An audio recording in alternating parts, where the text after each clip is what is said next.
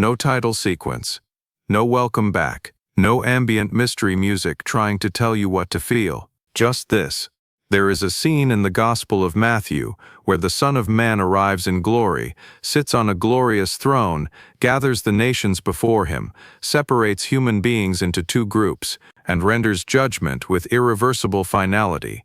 And there is a scene in 1 Enoch 62 where the chosen one, the Son of Man figure of the similitudes, is seated on the throne of glory, stands before kings and the mighty, divides the world morally, exposes the wicked, and inaugurates judgment from the throne. Those are not vaguely similar ideas, those are matching structural moves. And once you see those moves clearly, the question changes. The question is no longer, did Matthew and 1 Enoch both talk about judgment? Of course they did. Second Temple Jewish literature is full of judgment. The real question is narrower, stranger, and much more difficult to set down once you see it. Why do these two texts stage judgment in such a similar way? Why the throne? Why the public recognition? Why the two-group division? Why the same dramatic logic of exposure, reversal, and irreversible sentence? Why does the scene feel less like two random apocalypses bumping into each other, and more like two authors operating inside the same judicial imagination? My name is Joshua, and what I want to do with you in this video is not flatten Matthew into Enoch, and not turn Enoch into a Christian proof text. That would be too easy. What I want to do is slower than that. I want to show you the architecture. Because in ancient texts, architecture is often where the deepest memory lives. Not in a quotation, not in a keyword, in a structure. And if 1 Enoch 62 and Matthew 25 share the same judgment architecture, then we are not just looking at similarity. We are looking at transmission, inheritance, adaptation, or at the very least, a shared apocalyptic grammar that both texts assume their readers can hear. Let me tell you as clearly as I can what this video is not going to do. It is not going to do the lazy version of this topic. It is not going to say Matthew copied Enoch, as if complex traditions move that simply. It is not going to say, this proves Enoch is scripture, because that is a different argument. And it is not going to pretend that the dating of the similitudes of Enoch is settled beyond dispute, because it is not. One of the central complications in this entire discussion is that the similitudes, 1 Enoch 37 through 71, are not among the recovered Qumran fragments, and that absence has shaped scholarly debate for decades. Even the comparison source most favorable to the architectural parallel notes that concerns about the dating of this section cannot simply be ignored. But that same scholarly note makes an equally important point. Even if the composition date of the similitudes remains debated, the pattern behind the judgment scene may be older than both Matthew and 1 Enoch 62 as they now stand. The argument, in other words, is not dependent on proving that one text mechanically copied the other. It may be that both participate in a longer established apocalyptic scheme of exaltation and judgment. That matters. Because once you understand that, the conversation becomes more intelligent. We are no longer trapped in the false choice between direct quotation and mere coincidence. Ancient literature often works by something more durable than quotation. It works by inherited scenes, inherited roles, inherited symbolic arrangements. A throne means something because a tradition has trained readers to know what a throne means. A heavenly figure seated in glory means something because a symbolic ecosystem already exists around that image. Public recognition of the judge means something because apocalyptic literature loves the moment when hidden status becomes visible status. The scene is the argument. So this video is doing something more precise. I am going to argue that Matthew 25 and 1 Enoch 62 are best read not as isolated similarities, but as two instantiations of the same judgment architecture, one that Matthew receives, intensifies, and ethically redirects. The strongest similarities scholars identify include the glorious throne, the division into two groups, the condemnation of the wicked, the vindication of the righteous, the presence of angels, and even the dramatic feature that the judge do not fully recognize the Son of Man before judgment. And the difference is where the real information gain is, because Matthew does not merely reuse the architecture, he moralizes it in a specific direction. Enoch's scene leans toward kings, the mighty, and oppressive power. Matthew's scene turns the final judgment into a revelation about how people treated the vulnerable. Same architecture, different pressure point. That is not a generic observation. That changes how you read both texts. Most people have been trained to look for ancient influence in the wrong place. They look for verbal overlap first, identical phrases, exact quotations, surface-level reuse. And when they do not find enough of that, they assume the case is weak. But ancient textual culture does not always preserve influence in the form modern readers expect. Sometimes what survives is not the sentence, it is the scene, not the wording, the arrangement, not the phrase, the pattern of revelation. That is why the comparison between 1 Enoch 62 and Matthew 25 is so compelling. The parallel is not merely that both texts mention judgment, or even that both mention the Son of Man. The parallel is that both stage judgment through enthronement, that is already more specific. Then both move toward public assembly before the enthroned figure. Then both imply or enact division. Then both expose the true moral status of those being judged. Then both finalize reversal. The wicked are undone, the righteous are vindicated. If I told you two buildings in different cities had the same front gate, the same central court, the same pillar arrangement, the same ritual chamber, and the same final ascent to the throne room, you would not say, well, architecture is common, probably nothing. You would say there is either a direct relationship here, or both buildings were designed out of the same architectural tradition. That is what we are dealing with, a judicial building of the imagination. And the reason this matters for Matthew in particular is that Matthew is not careless with scenes. Matthew composes with deliberate symbolic weight. When Matthew gives you the Son of Man coming in his glory, with angels seated upon a glorious throne, before whom all nations are assembled, he is not improvising a vague end-time tableau. He is invoking a recognizable apocalyptic courtroom. And scholars comparing the Gospels with Enochic traditions argue that in the Synoptics, Jesus fulfills many of the functions attributed to the Son of Man in 1 Enoch: heavenly origin, exaltation, judicial authority, and ultimate glory. So the burden of this video is not to prove something sensational, it is to prove something more interesting, that when Matthew stages final judgment in chapter 25, he is not simply writing a moral story. He is positioning Jesus inside an already charged apocalyptic architecture that readers formed by Jewish apocalyptic traditions would have recognized as judicial, cosmic, and final. That is what makes the scene feel so heavy. The weight is inherited. Now, before we go into 1 Enoch 62 and Matthew 25 directly, we need to talk about something easy to miss. The architecture may be older than both. That is the caution and the gift of this comparison. According to the scholarly note attached to the intertextual comparison, the relevant judgment scheme likely did not originate with either text in its final form. The note points to a longer established pattern involving exaltation of the persecuted righteous and judgment upon their persecutors, with roots connected to earlier scriptural traditions and especially visible in Daniel 7.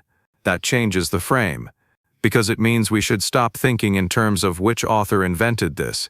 That is usually the wrong question for apocalyptic literature.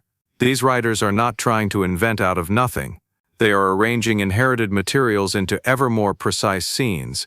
Daniel 7 gives you one of the key ingredients, a one like a son of man, the Ancient of Days, authority, dominion, judgment, heavenly court. That imagery does not disappear. It expands, it migrates.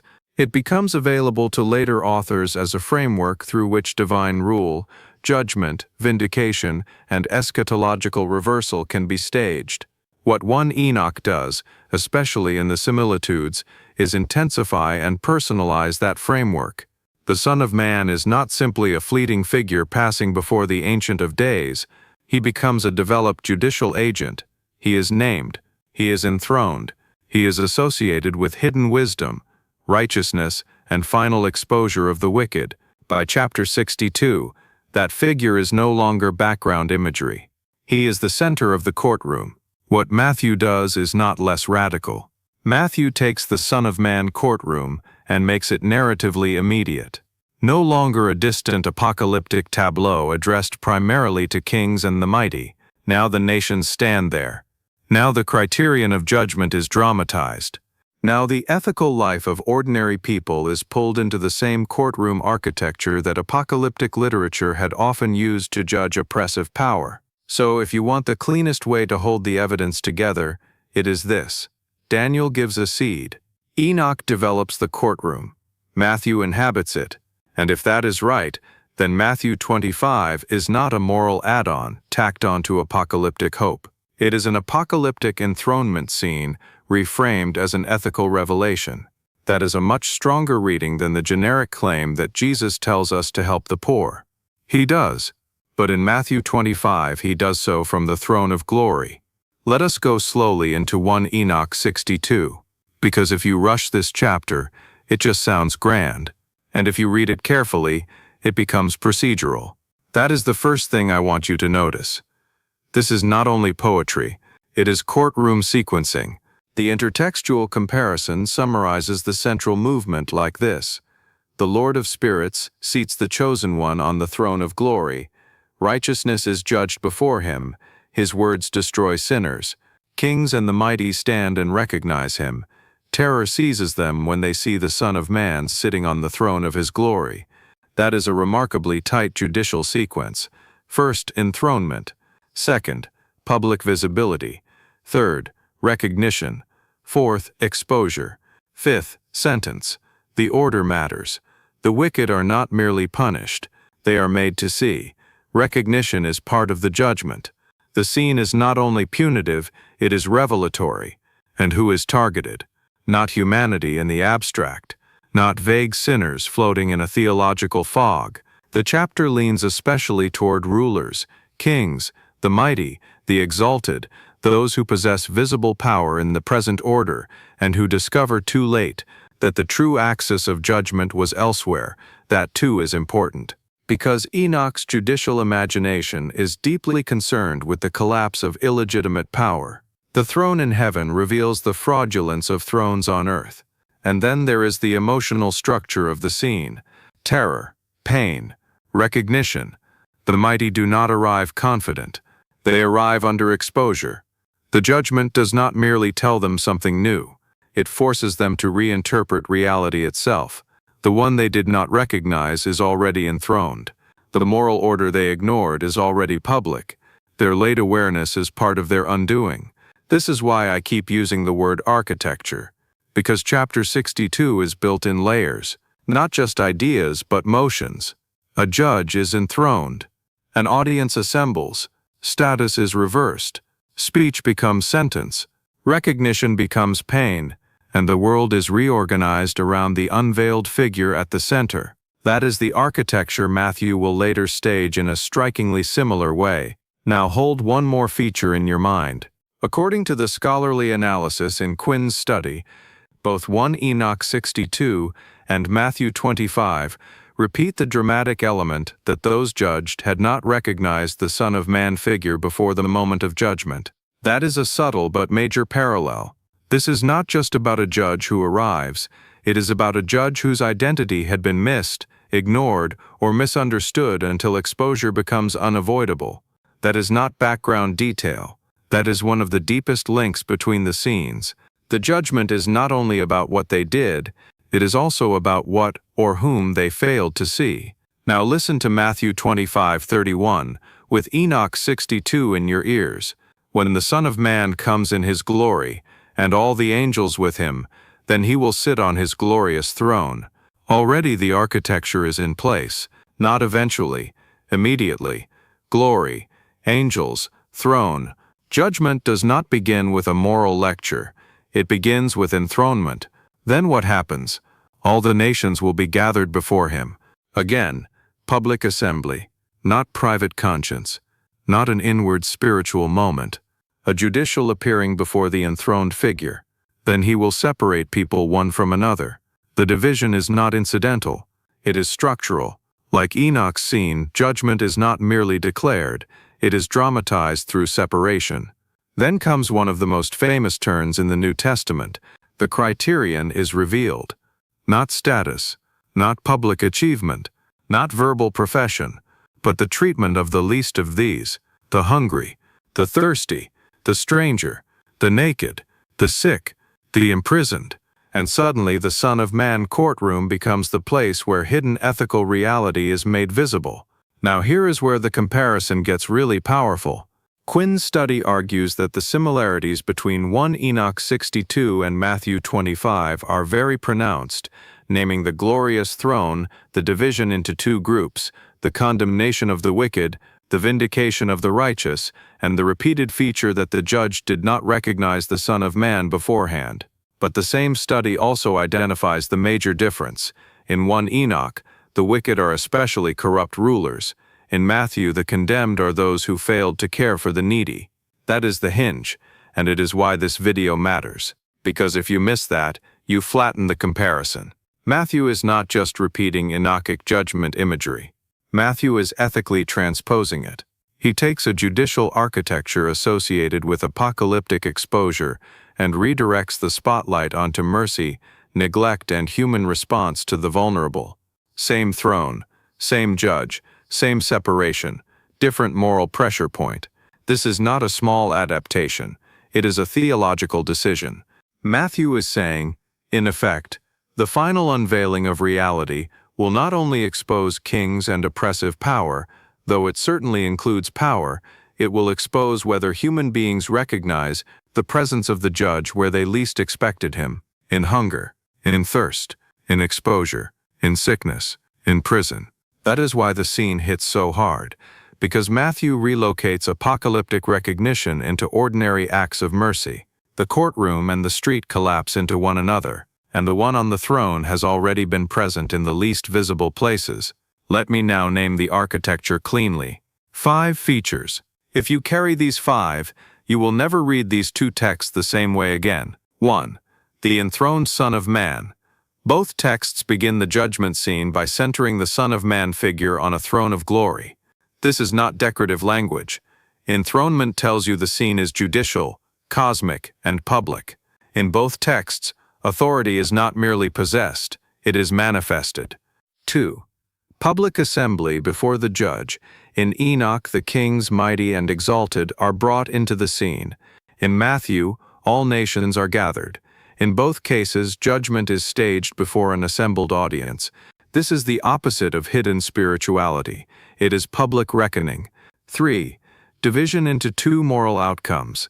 Quinn explicitly highlights that both passages divide persons into two groups and contrast the fate of the wicked with the vindication of the righteous. Judgment in both scenes is binary in outcome, even if the criterion differs. 4. Recognition comes too late. This is the subtle one. In both scenes, those judged have failed to recognize the Son of Man properly before judgment. In Enoch, the mighty only truly perceive him in the courtroom of exposure. In Matthew, both groups ask in astonishment, "When did we see you?" Non-recognition is not peripheral to the scene. It is central to its drama. 5. Speech itself enacts judgment. In Enoch, the words from the judge's mouth destroy sinners. In Matthew, the royal speech, "Come, you blessed, and depart from me," performs the final separation. In both texts, speech is not commentary on judgment. Speech is the act of judgment. Now put those 5 together. Throne, assembly, division, recognition, sentence. That is architecture, not vague similarity. And once you see the architecture, it becomes difficult to believe we are dealing with two entirely unrelated scenes that merely happen to share a few apocalyptic flourishes. No. These texts belong in conversation. The safest scholarly way to put it is that they participate in the same pattern of thought, even if one remains cautious about proving direct dependence. And that caution is not weakness, it is strength, because it keeps us from making claims stronger than the evidence, which also means that what remains after the caution is still real. The architecture is still there. The overlap is still pronounced. And Matthew still feels different once you can hear the Enochic courtroom resonating behind him. Now we reach the part most people miss. And I think this is the part that actually gives the comparison its sharpest edge. The difference is not a problem to explain away. The difference is the point, According to Quinn's analysis, the major distinction is that the wicked in 1 Enoch 62 are especially corrupt rulers and oppressors, while in Matthew 25, the condemned are those who apathetically ignored those in need. Let that sit for a second. In Enoch, the courtroom is aimed with visible force at power. In Matthew, the courtroom reaches into ordinary moral life. That does not make Matthew less apocalyptic. It makes Matthew more dangerous. Because once the criterion becomes mercy, no one can hide behind the idea that judgment is reserved only for monstrous rulers and obviously wicked empires. Now the question becomes, what did you do when confronted by need? What did you fail to see? What kind of blindness governed your life? And this is where Matthew's genius appears. He does not discard the apocalyptic courtroom. He internalizes it. He democratizes it. He turns the architecture of cosmic judgment into a revelation about everyday embodied ethics, not because ethics has replaced eschatology, but because in Matthew, ethics is what eschatology exposes. So when people read Matthew 25 merely as a social ethics passage and detach it from Jewish apocalyptic tradition, they actually reduce its force. The chapter is not saying only, "Be kind." The chapter is saying the final enthroned judge before whom all nations stand has already been mystically present in the least visible members of the human community, and your response to them has already become part of the evidence. That is not generic morality. That is apocalyptic mercy. And suddenly one of the strangest parallels between the two scenes becomes clearer. Non-recognition. In Enoch, the mighty do not recognize the Son of Man until the courtroom forces recognition. In Matthew, the righteous and the wicked alike do not realize when they encountered him. The judge was present before he was enthroned before them. And that means that judgment is not only about the future, it is about the unveiling of what was already happening all along. That, I think, is one of the deepest links between the texts. Not merely that both expect judgment, but that both imagine final judgment as revelation of a reality that had already been true, but hidden. The throne does not create truth. It discloses it. Now I want to make the careful point again, because if we do not, the whole discussion becomes sloppy. You do not need to prove that Matthew directly copied 1 Enoch 62 to recognize the force of the comparison.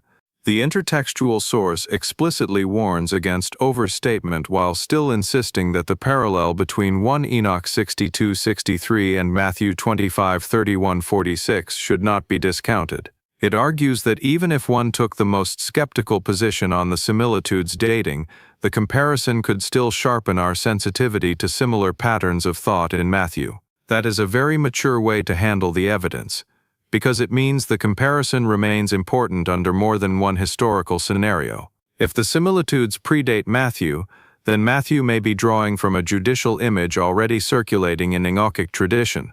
If the similitudes are later or contemporaneous in more complicated ways, the scene may still witness to a broader apocalyptic matrix shared by both. Either way, the overlap remains explanatory. And this matters because modern readers often demand a kind of certainty ancient literature does not provide. We want a neat dependency chart. This author read that book on this date and imported these lines into this chapter. Sometimes history does not preserve that level of neatness. What it preserves instead is a family resemblance so strong that the only serious question is not whether the texts are related, but how. And on that question, Quinn's phrasing is useful. When the Gospel writers speak of heavenly origin, judicial function, exaltation, and ultimate glory in relation to Jesus, they seem to be drinking from the same proverbial well as the Jewish apocalyptic writer. That is exactly the right image. Same well, different vessel. So no, this video is not claiming a simplistic copy theory. It is claiming something more durable than that. That Matthew 25 becomes clearer, denser, and more historically alive when read against the judicial architecture of 1 Enoch 62 and the older apocalyptic scheme behind both. And once you see that, Matthew 25 stops feeling like an isolated ethical parable. It becomes part of a much larger courtroom. This is where the question changed for me. At first, I thought the interesting issue was whether the New Testament used Enoch. That is the beginner question. It is not a bad question, but it is too blunt. The better question is this: what kind of imagination made both scenes possible? What kind of Jewish apocalyptic world had already taught readers to associate enthronement, public recognition, division, and final reversal with a Son of Man figure? And once Matthew steps into that courtroom, what exactly does he do to it? My answer is, he narrows the ethical beam. He takes a courtroom concerned with rulers, might, exposure, and final collapse of unjust power, and he turns that same architecture toward human mercy, not away from power, through mercy. The hungry become apocalyptic. The prisoner becomes apocalyptic. The least visible become the site at which recognition of the enthroned judge was either already happening or already failing. And if that reading is right, then Matthew 25 is far more radical than many modern readings allow. It is not simply humanitarian ethics supported by religious language. It is a throne room judgment scene that reveals that the deepest truth about a human life was already being disclosed in encounters most people considered ordinary. That is devastating. And it is one reason the chapter still feels dangerous, because it refuses to let transcendence stay far away. The one seated in glory has already been present in need, so let me leave you with the cleanest conclusion I can. 1 Enoch 62 and Matthew 25 do not merely share the topic of judgment, they share a judicial architecture, an enthroned Son of Man, public assembly, division into two outcomes, late recognition, and judgment enacted through authoritative speech. The comparison does not require a simplistic theory of direct copying. Scholarly caution remains necessary, especially because of the contested dating of the similitudes and the possibility that the underlying judgment pattern is older than both texts in their present form. But caution does not erase the parallel, it clarifies it, and the most important payoff is not merely historical, it is interpretive. Matthew 25 is not just a moral passage, it is an apocalyptic enthronement scene, and once you read it with 1 Enoch 62 in view, the chapter stops sounding like general ethical encouragement and starts sounding like what it is, a final courtroom in which mercy reveals whether the judge had already been recognized before the throne was ever seen. Look directly at camera, hold silence, then say, "The question is not whether these texts are identical. They are not. The question is whether they are building the same courtroom. I think they are." And Matthew's final move is to tell you that the judge you will one day see in glory may already have been standing in front of you, hungry, thirsty, unseen, and easy to ignore. Hold 3 seconds.